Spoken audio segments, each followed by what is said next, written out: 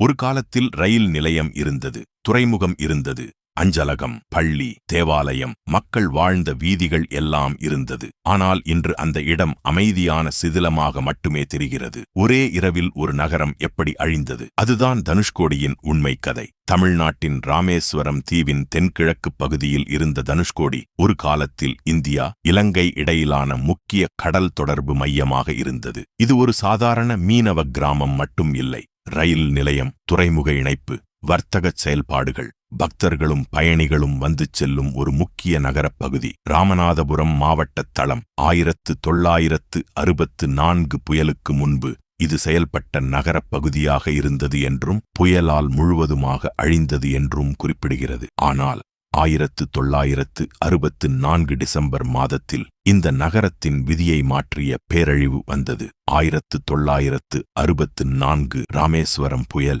இந்திய பெருங்கடல் பகுதியில் ஏற்பட்ட மிக வலுவான புயல்களில் ஒன்றாக கருதப்படுகிறது. அந்த புயல் இலங்கையை தாக்கி பின்னர் தென் தமிழ்நாட்டை நோக்கி வந்தது. புயலுடன் சேர்ந்த கடல் அலை வேகம் அப்பகுதியில் பேரழிவை ஏற்படுத்தியது. 1964 டிசம்பர் 23 இரவு தனுஷ்கோடியைச் சுற்றிய பகுதியை கடல் கொந்தளித்து தாக்கியது. பெரிய அலைகள் நகரத்தை மூழ்கடித்தன. அந்த இரவின் மிகவும் நினைவு கூறப்படும் துயர சம்பவம் பாம்பன் தனுஷ்கோடி பயணிகள் ரயில் கடல் அலை தாக்கத்தில் சிக்கியது. அரசு விபத்து அறிக்கையும் பின்னர் வந்த பதிவுகளும் அந்த ரயில் தனுஷ்கோடி அருகே கடல் வெள்ளத்தால் அடித்துச் செல்லப்பட்டதாக குறிப்பிடுகின்றன. பல உயிர்கள் அந்த இரவில் பலியானது. காலை உதித்தபோது தனுஷ்கோடி பழைய நகரமாக இல்லை. வீடுகள் சிதைந்திருந்தன, பாதைகள் மறைந்திருந்தன, கட்டிடங்கள் உடைந்திருந்தன. மக்கள் வாழ்ந்த இடம் வெறும் மணலும் சிதிலங்களும் நிறைந்த வெறிச்சோலையாக மாறிவிட்டது. அந்த பேரழிவுக்குப் பிறகு தனுஷ்கோடி மீண்டும் பழையபடி நகரமாக புனரமைக்கப்படவில்லை. இன்று அது காண்ட் டவுன் என நினைவு கூறப்படுகிறது.